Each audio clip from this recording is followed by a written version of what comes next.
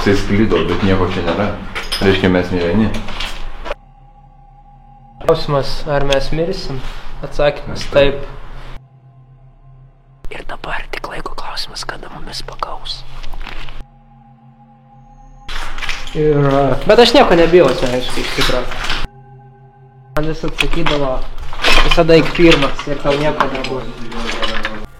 Jau greitai. Būt labai tyliai.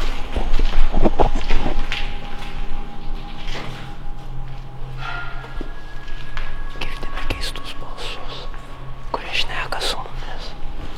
Jie bando susisiekti su mumis.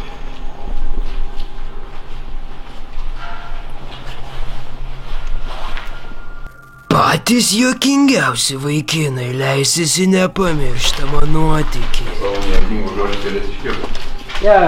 Nu kaip ir mano pusė. Ir pagaliau išsiaiškins, ar vaiduokliai iš tikro egzistuoja.